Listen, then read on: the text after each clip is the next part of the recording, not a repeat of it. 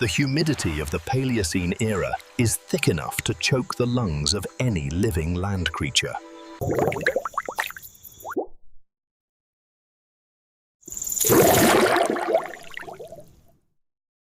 This is the ultimate sanctuary of the cold-blooded, a landscape where survival is decided in mere seconds.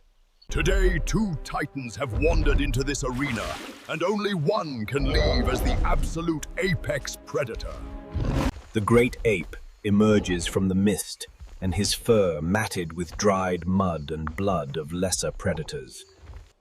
But as he steps into the clearing, he stops because his legendary senses detect a very strange vibration. It is not a stomp, but a rhythmic, heavy slither that shudders through the earth itself right now.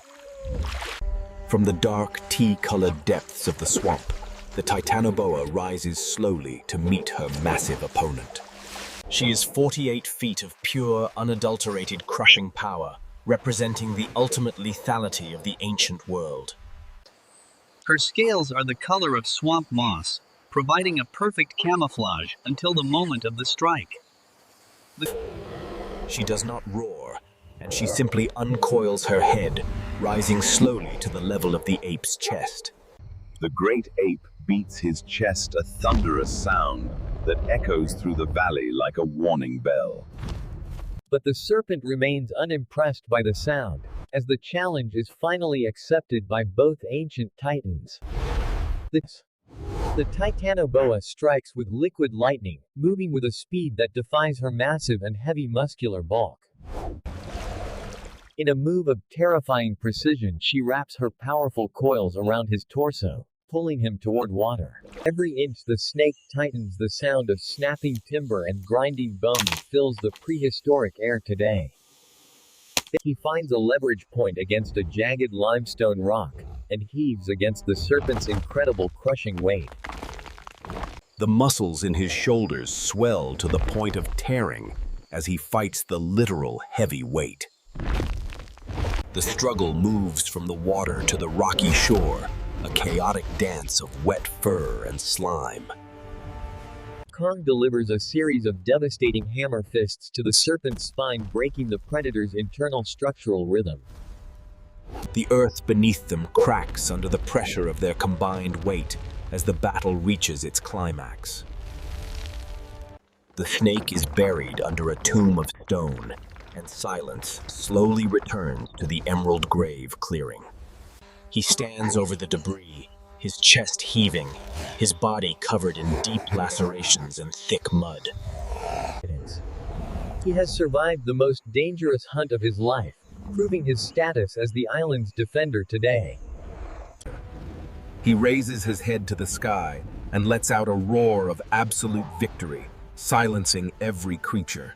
King remains the king as the sun begins to set over the horizon of the grave. The ape turns and begins his slow trek back into the heart of the deep prehistoric jungle. In this prehistoric world, survival is not just about size, but about the endurance of the spirit. The landscape of the Paleocene era remains a theater of ancient power and constant life or death struggle. Scavengers emerge to claim the territory as the silence of the emerald grave settles once again tonight.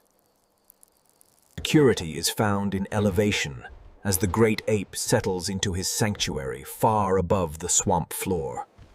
The cycle of the ancient world continues under the watchful gaze of the rising prehistoric silver moon. Every living creature on this island must adapt to the relentless demands of a truly unforgiving ecosystem. Recovery is a necessary phase of existence for a warrior who lives at the edge of life. Natural forces remain the ultimate authority in a world where titans are merely temporary residents of Earth. The dawn of a new day brings a fresh start for the creatures that call this island home. He remains the undisputed master of his territory, ready to face whatever new challenges the day brings. Prehistoric life continues its march through time, defined by the strength of those who can survive today. Dominance is a daily practice for the king, who must constantly assert his power over the landscape. His presence alone is enough to change the behavior of every other creature in his immediate vicinity. In this world of giants, even the simple act of drinking water requires a constant high alertness. Energy must be replenished to maintain the massive physical strength required for his role as a defender. The island is a self-contained world of wonder and danger, where every day is a battle. Different survival strategies are employed by different species. Different survive by dangers of this ancient world today. From the canopy, he can monitor the movements of both friend and foe across the entire island. Geological forces are always at work, shaping the environment and challenging the dominance of the living things. He returns to the Emerald Grave to inspect the site and ensure his victory remains quite secure. The grave of the Titanoboa remains undisturbed, a monument to the power of the island's true king.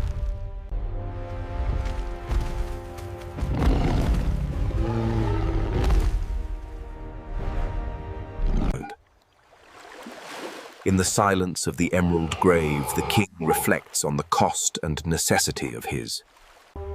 Life persists in the face of destruction, proving the resilience of the ancient and ever-changing world. The cycle of the day comes to a close as the king prepares for another long night. He moves with a purpose and a strength that has been forged in the fires of survival. The island remains a place of mystery and wonder, where the ancient world still lives and breathes. The cycle of the night continues as the great ape settles into his mountain sanctuary once more. Rest is the reward for a king who has defended his kingdom against the most impossible odds. The story of the great ape and the Titanoboa is but one chapter in ancient history today.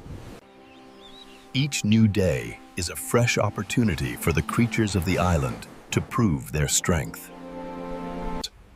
He patrols the boundaries of his kingdom, ensuring that no new threats approach from the vast sea. The ocean provides another source of life and danger that the king must always be mindful of. Changing. Intelligence and tool use are part of the survival strategy that keeps the great ape at top.